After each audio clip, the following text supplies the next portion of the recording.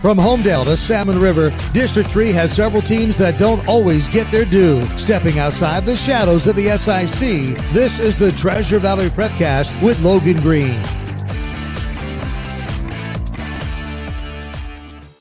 That's right. It's another edition of the Treasure Valley Prepcast on IdahoSports.com, brought to you by D.L. Evans Bank.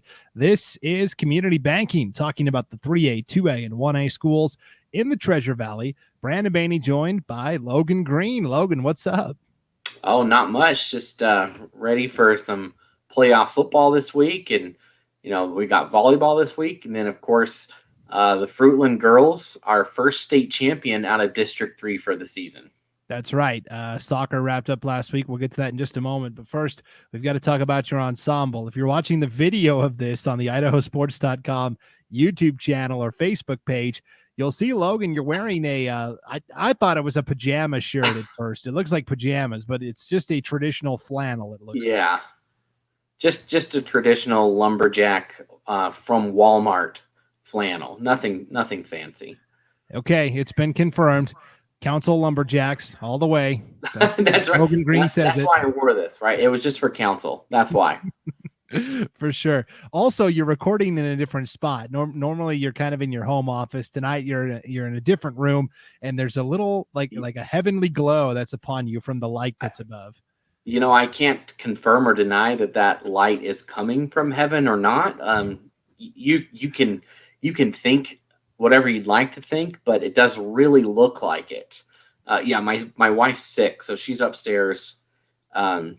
My office is really just in the corner of our bedroom.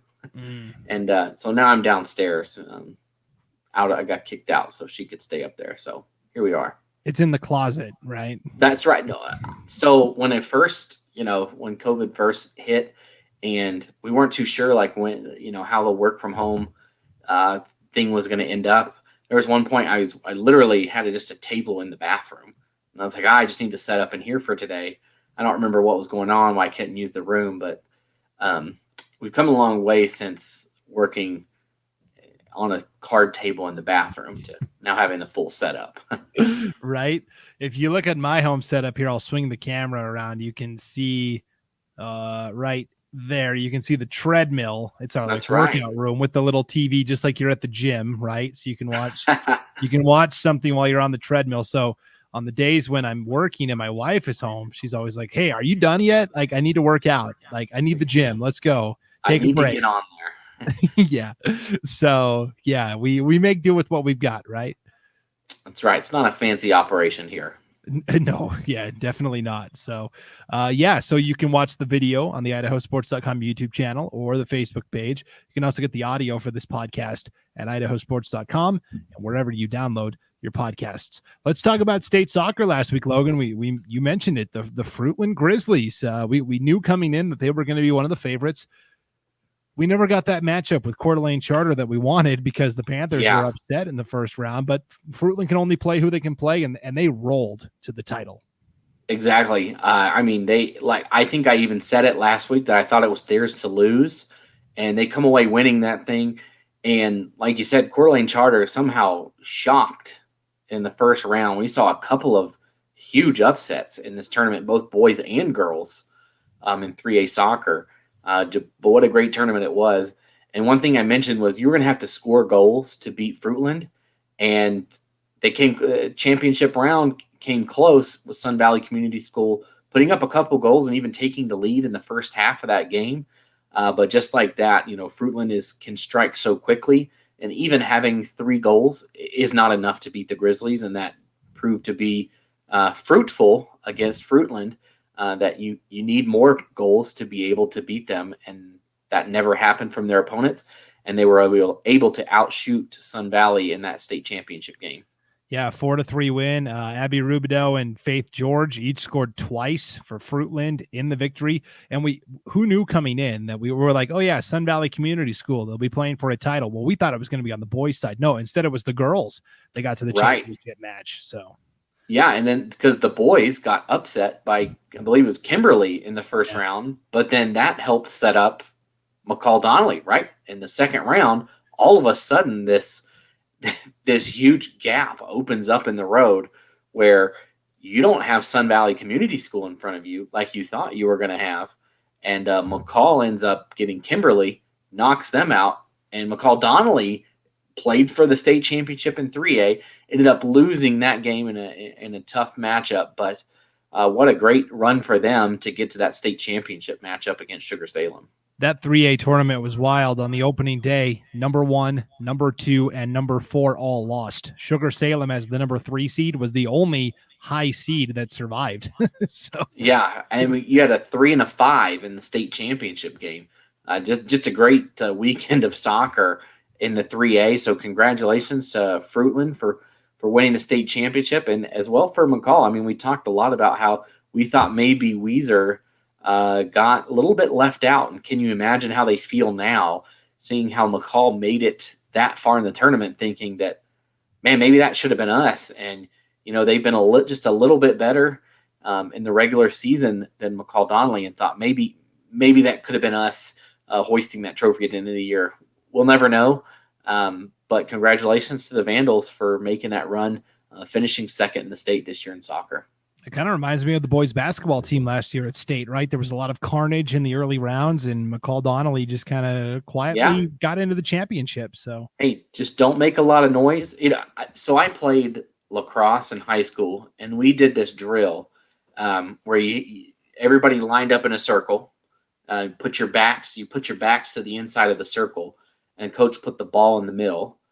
And I mean, it was just a scrum to get the ball. First person to scoop up the ball got to pick someone to have to run laps and you had to run laps until it was over, right? Until the last person got the ball. And I just wouldn't attack people too crazy, and you just slide under the radar, right? Till the end, and then you start getting the ball, and there's only 3 people left. Just don't let anybody see you as a threat until the very end, and then you don't have to run laps. So, that's kind of what McCall did, right? They just flew under the radar.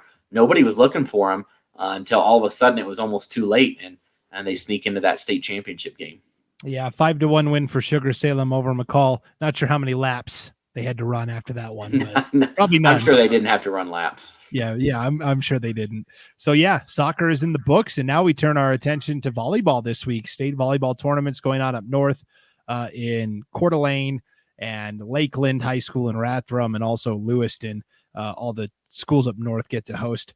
We've got the brackets, so if you're watching the video here on IdahoSports.com, we're going to put those brackets up on the screen, and you can follow along.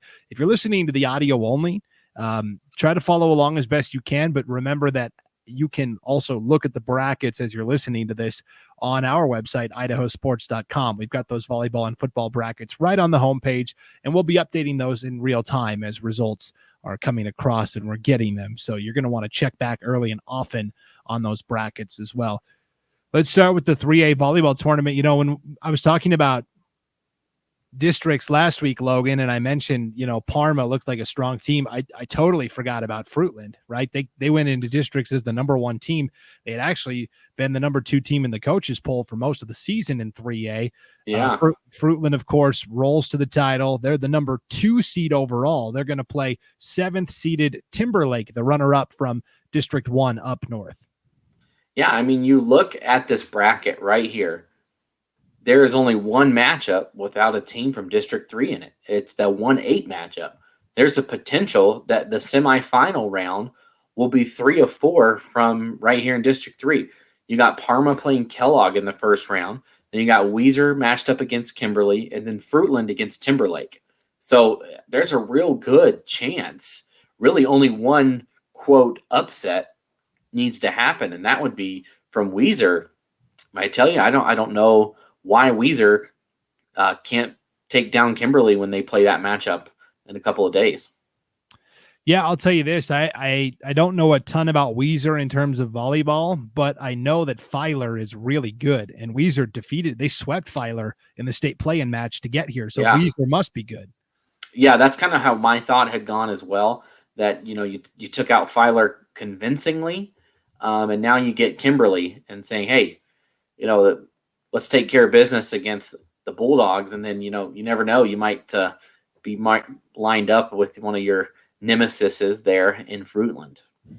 That's right. So Fruitland is the 2 seed playing number 7 Timberlake. Also on their side of the bracket is number 6 Weiser against number 3 Kimberly. And then up top, the most intriguing matchup, I think, is number 4 Parma against number 5 Kellogg. Kellogg's a really good team from up north. They've played a lot of the 5A schools this year and held their own. But Parma, of course, has a long storied tradition as well. I think when you look at the overall field, though, Logan, this is Sugar Salem's to lose, right? The number 1 overall team. Yeah, I mean, just that sounds like a broken record, right? Sugar Salem has a good team. They're just good. It seems like at everything, and so it's going to have to go through them. And if you're Parma, you know that hey, you have that first round or the second round matchup against Sugar Salem, but at the same time, like you mentioned, you got to get past Kellogg first. Really, one of the 2 teams from the north, and there's got to be something worth saying that they didn't have to travel for an entire day to get to this tournament. They just had to, hop on I-90 and go, about an hour and a half down the road to get to where they needed to go, sleep in their own bed. Really don't have to worry about all of that logistically. So, maybe that plays in a factor in that game. Same thing when you look down at the bottom with Fruitland and Timberlake. One team from far away, one from up close. So we'll see how that if that makes any difference on those matchups. Yeah, Sugar Salem comes in 35-0 on the season, Logan. They have defeated 4A teams. They've defeated 5A teams like Mountain View and Waihe. And so I think they've only dropped like 3 or 4 sets all year. Like it's theirs to lose. Yeah, for sure. If we move on to the 2A ranks, let's pull up the 2A volleyball bracket. As we look here, representing the Treasure Valley, the district champions, the Melba Mustangs, the number 2 seed overall. They defeated Nampa Christian in the they beat Coal Valley Christian in the championship matchup. That's right. Both of them qualified, and then Nampa Christian, who took 3rd place, won their state play-in match over a very good Bear Lake team. Bear Lake was the defending runner-up from a year ago, and they swept Bear Lake. So again, just like the 3As, here we are with the potential to have 3 of the 4 semifinalists come from District 3. It's almost the exact same. It is the exact same. They got the 5 seed, they have the 6 seed, and the 2 seed. And that Melba team is very good. They've played well all year. So watch out for Melba to make a run here and take a shot at Westside. I like them in this tournament. I like the matchup they have there with West Jefferson in the first round. But don't forget about, like you said, about Nampa Christian and Coal Valley Christian. Nampa Christian with that they swept Bear Lake. It wasn't like they squeaked that thing out against the Bears. They took care of business, won that thing 3-0. So they got to come in with a lot of momentum. And I think that's something that maybe isn't talked about as much as those teams that play those play-in games. They've already won a game in the state tournament. They're already rolling. They have a little bit of momentum underneath their feet already after that win. And so Nampa Christian coming in a little bit warmer than anybody else there already has that win under their belt. So I look for them to come out with a little bit of an advantage on that front. Yeah, for all the other teams that played, really, it's been almost a week, right? Thursday was district championship night for a lot of these schools. So, yeah, number 2 Melba playing number 7 West Jefferson. Number 6 seeded Nampa Christian will play 3rd seeded Ryrie. That's in the bottom half of the bracket. And then up top, number 5 Coal Valley Christian will take on number 4 Orofino. And I think number 1 West Side, the defending state champs, probably the favorite going in, but the team that I actually like, Logan, and I've said this on some of the other Prepcasts to win it all, I like Orofino, actually. I think Orofino is a dangerous dark horse that's lurking. They're up north. Not a lot of people know about it. They're close to the venue where it's going to be, Lakeland High School. I don't know. That's my field, and that's my branch I'm going to step out on here. I think Orofino has what it takes to knock off West Side and maybe be a sneaky championship team. Well, I'd like to see it. Orofino, I think it's a toss-up between them and Shelley for the best mascot in the state of Idaho. Right, the Russets and the Maniacs. And Coal Valley Christian, we should mention, went into districts as the number 1 seed. They won the regular season conference title and then fell to Melba. So it'll be interesting to watch Melba too. I think you're right. I think Melba is set up very nicely for a deep run also at the 3A. Let's or the 2A. Let's move on to the 1A ranks, the 1A D1 bracket. As we look here, we see two teams in. The two teams we kind of thought were the favorites coming out of districts. Liberty Charter wins districts. They're the number 5 seed overall. And then Greenleaf Friends takes second, and they're seeded number 7. Yeah, and Liberty Charter, I kind of thought maybe would be a little bit higher than a 5. I thought they had a great season this year. But I tell you, I think this goes just line in line with the 3A. Is anybody going to stop Troy? I think that's the main question. I don't know if Greenleaf or Liberty Charter has what it takes to knock off Troy, but that's why they play the games. Good to see Greenleaf in there. They have that first round matchup against Potlatch. So it should be two tough, I think, pretty tough matchups for our District 3 teams in Liberty Charter and Greenleaf for the first round. Yeah, Liberty Charter is the 5 seed. They're playing 4th seeded Genesee. Genesee had to win a play-in match to get here. Number 7 Greenleaf, they're going to play number 2 Potlatch. Liberty Charter isn't seeded higher because that White Pine League was so top-heavy this year, right? If you look at 3 of the top 4 seeds, Troy, Potlatch, and Genesee, right? They're all from the same district, and that all helped the rising tide lifts all boats, right? With the Max Preps rankings, and that's why I think Liberty Charter is seated lower. I actually like Liberty Charter in this first matchup over Genesee, and then Troy is going to be tough to handle. But yeah, it'll definitely be interesting to see how they fare there.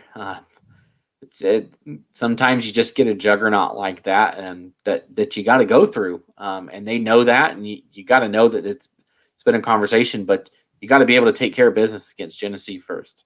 Yep, absolutely. And then finally, the 1A D2 is where this is where I think this might be the Treasure Valley's best opportunity to bring home a state championship trophy.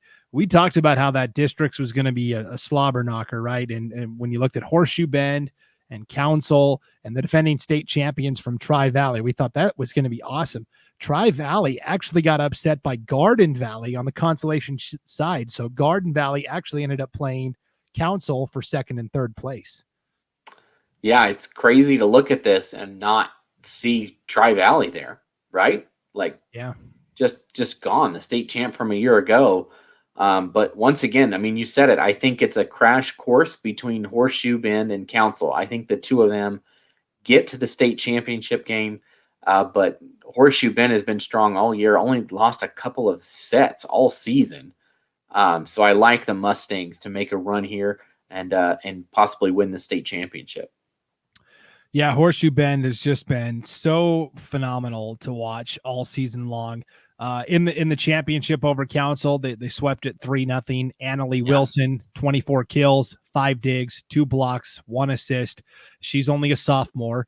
And then Aaliyah Meyer, just a freshman, 26 assists, 10 digs, 3 aces, 2 kills, 2 blocks. That's the thing we talked about coming into the season. This is still a really young Horseshoe Bend team. So you're talking about maybe a 2 or even 3-year run of excellence at the top for the Mustangs.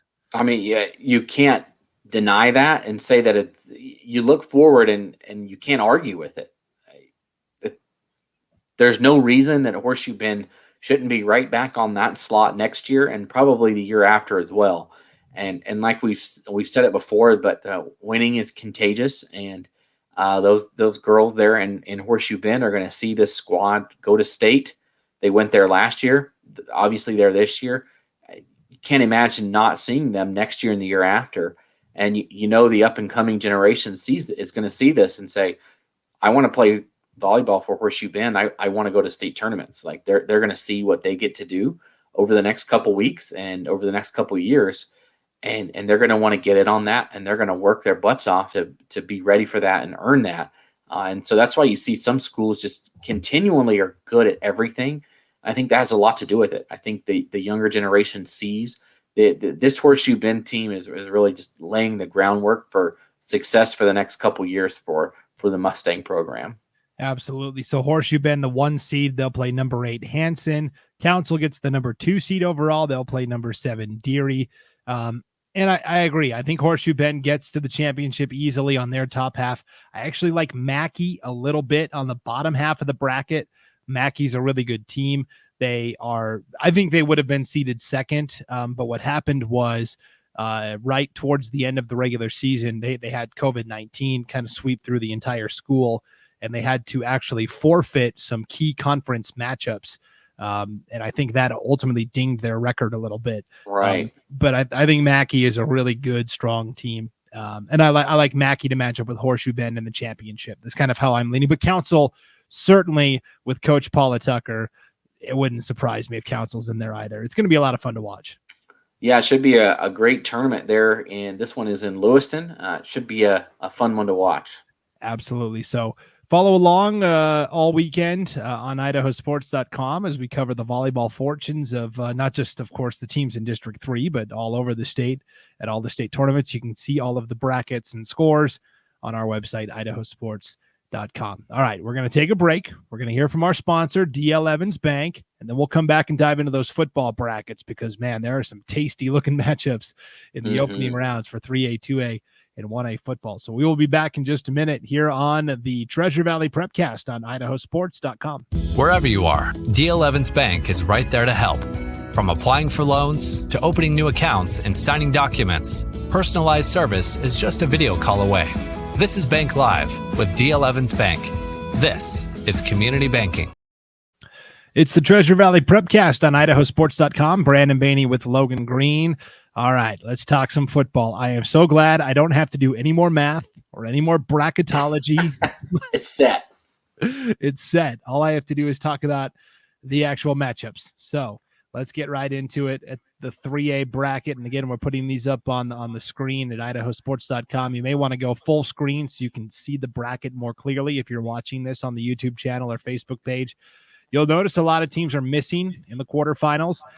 That's because after these 3 play-in matches, the remaining 8 teams get reseeded again, 1 through 8. So we don't know exactly. We can tell you Homedale's the number 1 overall seed, and we can tell you Gooding is number 2.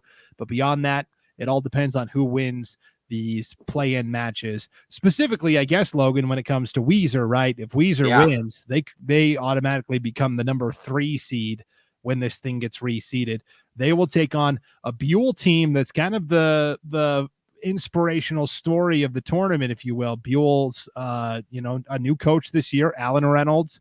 He had previously been the coach at Twin Falls for a really long time. He played for Buell, led them to some success in the 80s as a player. Now he's kind of returned to his alma mater at the end of his coaching career, and they won that crazy Kansas City playoff on Monday to get that second spot. So Buell's got a nice story, but Weiser's got a really good team. So, yeah, I mean, they scrapped their way. Buell did the last 2 weeks to earn that spot. You know, they kind of came in and really stole it from Filer, right? They just came in and took it, and all of a sudden, look at them right here in the tournament. Of course, traditionally you see Kimberly in that spot a lot from District 4, but Kimberly just a ton of injuries and not able to keep up. But like you said, if Weiser wins this game, you'll know a lot. I mean, you'll know almost immediately, right, how everything shakes up. But they'll immediately slide into the 3 slot, and that puts Sugar Salem in the 4. So you'll know all the home teams and the locations right after that Weiser game. That should set everything up.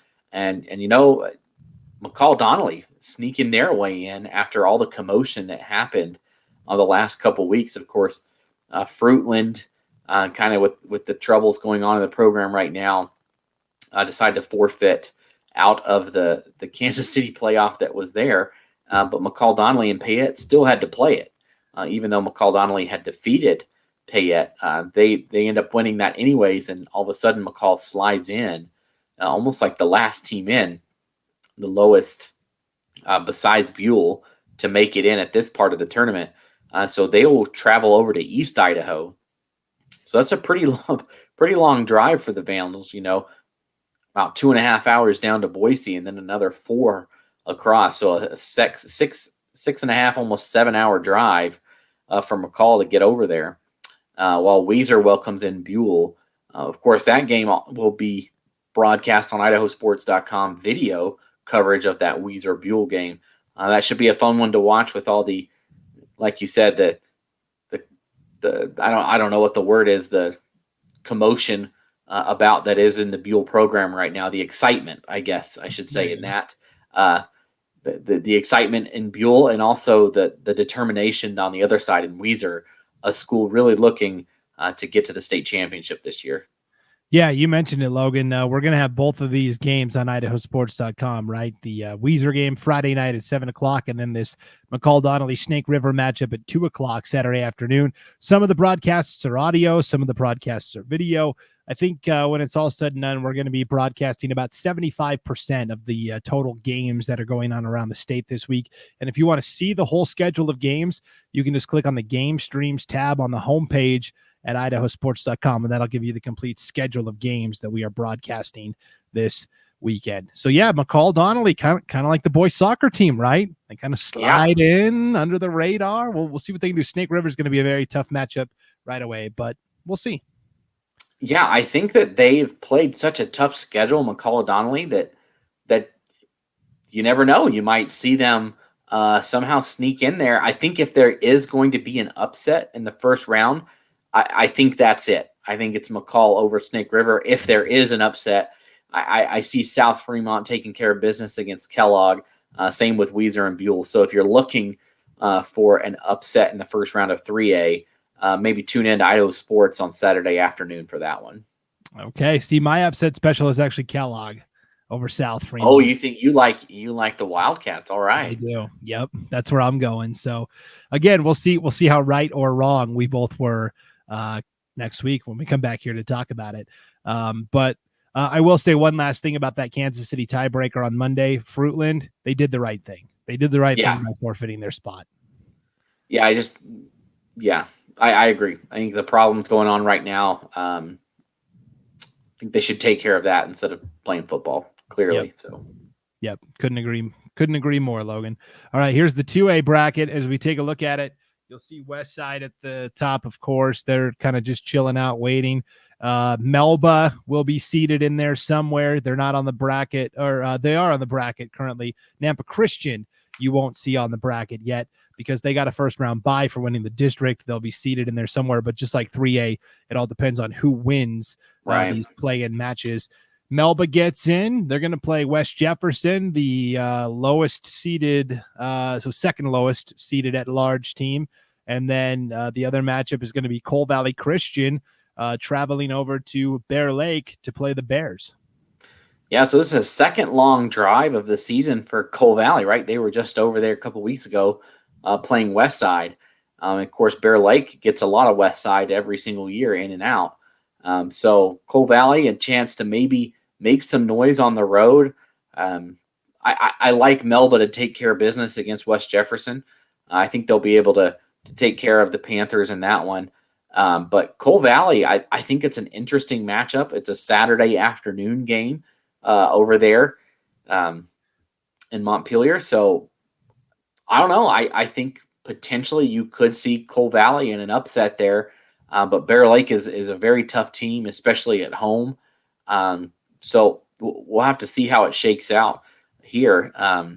For Coal Valley, of course, it would be interesting to see if Bear Lake were to win and Firth wins. I believe Bear Lake is the 4th seed, and then Nampa Christian would be the 5. So Bear Lake could potentially play Coal Valley and then Nampa Christian in back-to-back weeks if that's how the bracket shakes out. Yeah, it's there's a lot to be determined in the seeding at the 2A level because you've got Firth and Bear Lake both playing in the first round. Both will leapfrog some of those district champions. I like Coal Valley, though. I'll call it flat out. I like the Chargers to go over. I know it's a long trip, but Bear Lake, to me, they're kind of just solid, but not spectacular, where Coal Valley's got the sizzle, right? So right. I think you throw them in there, you got a phenomenal quarterback that can make plays. And when you have that, you never know. And I'd been on the fence about it, but I agree. I think Coal Valley can go over there and win that game on Saturday, and nobody will be more happy than Nampa Christian. Because I think the way it shakes out on the bracket is if Coal Valley were to win, Nampa Christian is the 4th highest ranked team after that. And all of a sudden they get a home game and they don't have to go to East Idaho next week. So I got to think that the Nampa Christian fans are sitting there just they're big Charger fans this weekend. How delicious is that? That's it's you don't want to do it, but right now is the time to do it. If you're a Nampa Christian fan, you are praying that Coal Valley can come away with the win right there, and you get a home game. Yeah, and I like Coal Valley simply because they were in a much more difficult league this year. Nampa Christian and Melba, I would put up against, the best teams from District 5, except West Side, of course, which Coal Valley also played, by the way. Right. Outside of West Side, Bear Lake took second, but really, Malad, Soda Springs, Aberdeen, all pretty low to average teams. Aberdeen just got in as the last team, so... Yeah, I agree. I think the level of play that Coal Valley has had during the year, they played Fruitland this year, and like you said, they've had those tough games against Melba and Nampa Christian to wrap up their season, and I think that's going to pay dividends in that game against Bear Lake. And let's go ahead. Let's Sharpie it in, right? Let's move Coal Valley on to the next round. And that's probably the kiss of death from us, but right. Sorry, I shouldn't have said that. I apologize now, Charger fans. We joke on the North Idaho Prepcast that I do with Ryan Skaggs each week, talking about District 1. We come in each week. We're like, oh yeah, the Sandpoint girls soccer team. They look strong. They're probably going to win it all. They didn't even make it to state. Then we were like, Coeur d'Alene Charter, they're a dynasty in girls soccer. They're going to roll to another title. They get upset in the first round. So it's just, we're bad luck to those teams up north. I do think they've got a good shot. At least it should be a very close game. Probably one of the more competitive games of the weekend. For sure. So I agree with you. I like Coal Valley there. 1A D1 bracket looks like this. And again, a lot of teams missing in that quarterfinal round, including Notice, right? The champions of District 3 really left no doubt in that game against Wilder, right? Notice kind of ran right past him. Yeah, I think they really sealed the deal there. And any hope that Wilder had of a wild card at large berth kind of squashed by that. But if I'm Wilder, at least it's Clearwater Valley that gets it, who had a couple good wins this season. That's getting in instead of a 1 or 2 win team that gets in over you. And I know that's still frustrating for them, because you look at Wilder and who they lost to this year. They lost to Horseshoe Bend, won their conference, undefeated, won their conference. They lost to Cary, undefeated, won their conference. And then they lost to Notice, who only lost 1 game to Horseshoe Bend. So that's, it's a tough pill to swallow. But again, like we talked about last week, the Max Preps rankings look at who you beat. And I guess the computer liked who Clearwater Valley had beat more so than who Wilder had beat. So, that's water under the bridge now. Like you said, nobody playing this week. Notice will wait to see where, and you'll have to correct me, Brandon. They're 6th or 7th, I believe, in the Max Preps rankings. Notice. Yeah, they were 7th the last time I checked. I'll double check that though while you talk about it. I can't remember. So it's very possible with how it shakes out that Notice might end up on the road in the first round, because I think they reshuffle everything, and Oakley is going to get one of those top 3 slots when they're in. They're just, I laugh because the Kansas City playoff between Wallace and Lakeside was really no reward. And in the end, you just get Oakley, who has just rolled through everybody except Raft River this year. So, I like Oakley to win that game and in the first round. And I think there's a lot of toss-ups. I like Lapway in that one, but I think the Grace Potlatch and then the Murtaugh Genesee, I think are pretty much coin flips. So we'll see how that matches up, and where Notice, we'll have to sit and wait and see who Notice plays and where they play and when they play. Yeah, Notice right now is 6th in the field. So if Oakley were to win, which we think is going to happen, they'll be the number 6 seed.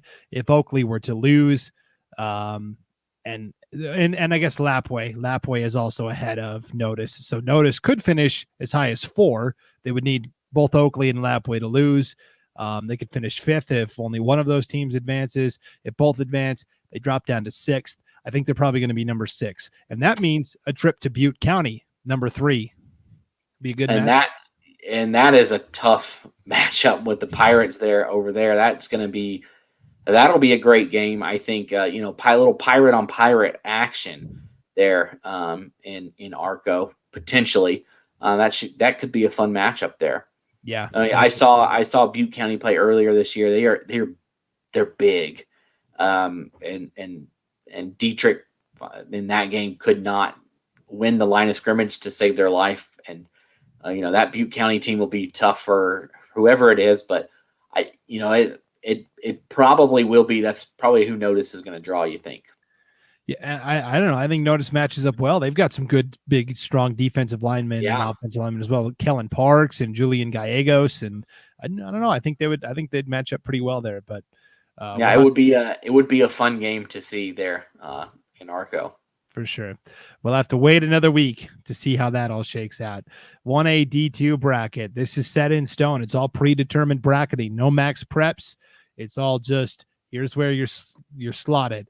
So when we look at District 3, you'll see the conference champion, Horseshoe Bend, gets a bye, and then they have to go play Kendrick. This seems so weird to me, Logan, that I know 2 conference champions would play each other in the quarterfinal round. But yeah, I think you look at it and say, well, they got a bye. But honestly, if I'm if I'm Horseshoe Bend, I'd almost say, you look at that Dietrich Council matchup and say, why couldn't we have been there? And I think it just goes back to that they won their conference, so they get a bye.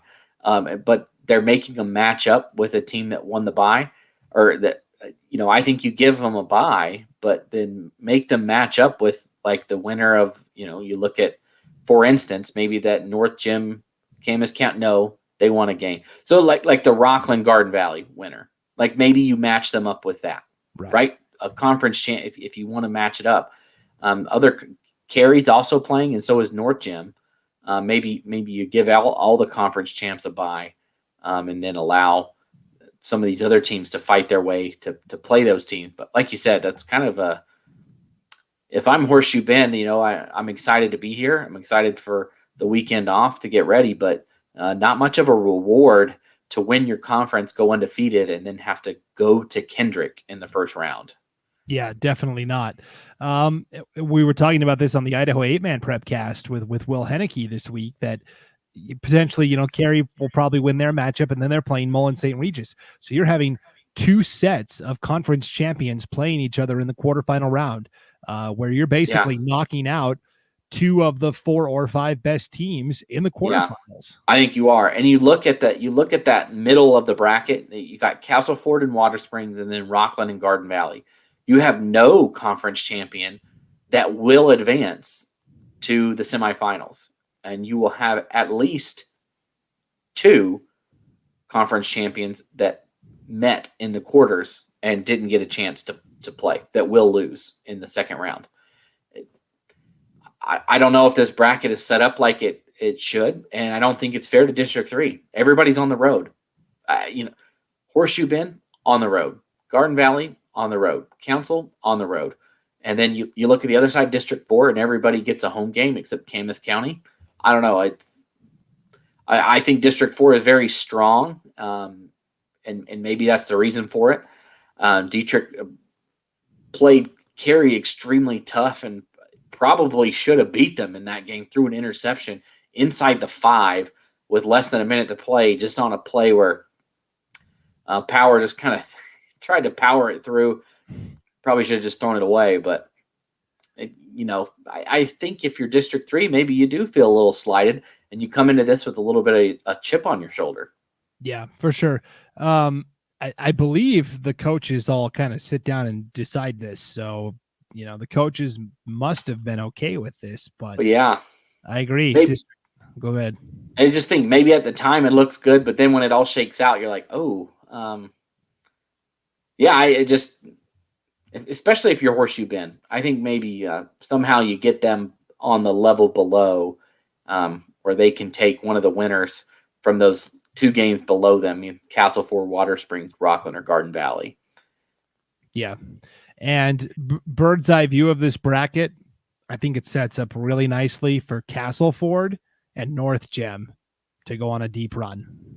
Yeah, I think I saw Castleford play against Cary. They have a very good defense too. They looked really good.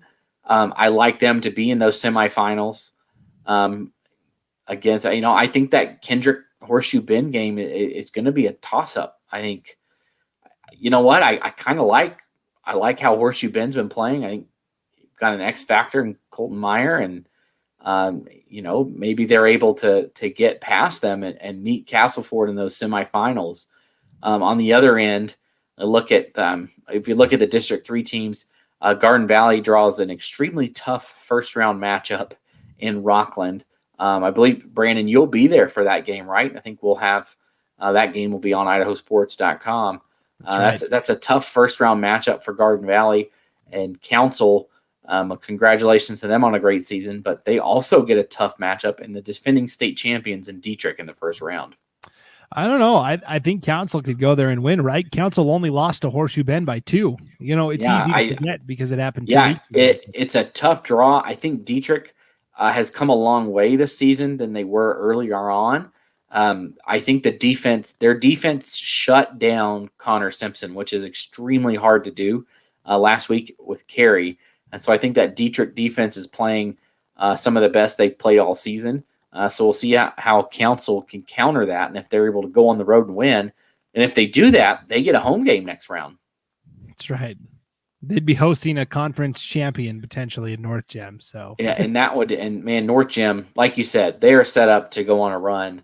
And they gave Cary some fits early on in the season too. So this should be an exciting tournament. It always is. I think 1AD2 has some of the best communities of any level of high school football, that just great towns. I was at Cary 2 weeks in a row, and I tell you, I did not leave hungry. That's for sure. They treat you very well there at Cary and anywhere else we've ever been for any of these teams that show up on this list. Yeah. And I'll tell you, for Cary, I would not be super happy with this bracket because they get a Timberline. They'll probably win that. But then they got to play Mullen St. Regis, which is a dangerous, sneaky team. It's you win. And like this goes back to the same issue we see at the top, where 2 conference champions are going to play in the first round or in the second round. I mean, you look at it, you could have given Mullen St. Regis the Dietrich Council winner. You could have given Cary, I don't know. I'd have to sit down and pencil it out, but I'm sure there could have been a way to avoid this. But either way, it's what's laid out there, and that's going to be a tough game for Cary. Like you said, I think Cary takes care of business against Timberline, but Mullen St. Regis is no joke. Last year, I think they got a little humbled when they played Dietrich in that game and kind of got run away with. But I think that they have learned a lot from that and are a much better team than they were last year, and should give Cary all they can handle. Yep, absolutely. So I do kind of like Council to beat Dietrich. I think Garden Valley, it's going to be tougher, but if Garden Valley won, it would also not surprise me. So an opportunity for District 3 to show that, hey, we are strong when it comes to 8-man football right there. In the 8-man game, District 3 is kind of an afterthought. Yeah, it's not very good. It's a weaker conference. And this is the opportunity for Notice and then some of these other teams at the D2 level to put District 3 on the stage. So yeah, I think Council defeating Dietrich would be huge in that regard. I think that would turn a lot of heads. Dietrich, like I said, almost defeated Cary, and if Council can take care of them, I think a lot of people start getting a little worried that maybe Council can make some noise, and then you never know. See Horseshoe Bend in the semifinals as well, maybe rolling their way to a state championship too. Yeah, absolutely. All right, that'll just about wrap up this edition of the Treasure Valley Prepcast on IdahoSports.com. State cross country is also happening at Eagle Island Park in Eagle. And the big name to watch for in terms of what we cover, Logan, is going to be Grady Mylander at Nampa Christian, right? He's such a fantastic runner, top 3 finisher last year. I think the favorite, or one of the favorites at the 2A level this year. Salmon's got a couple of good runners as well, but Yeah. we'll see if there's anything to recap there. Right. Next week's Prepcast as well. So yeah, here we are, the mecca Yeah, of we fall sports. made it. I just can't believe we're already doing state football games. It's it went way too quick. Yes, it flew by, no doubt about it. So, all right, we'll be back to talk about it all again next week on the Treasure Valley Prepcast, brought to you by D.L. Evans Bank. This is community banking. For Logan Green, I'm Brandon Baney. Enjoy the games this weekend, everybody. We'll see you back here next time on IdahoSports.com.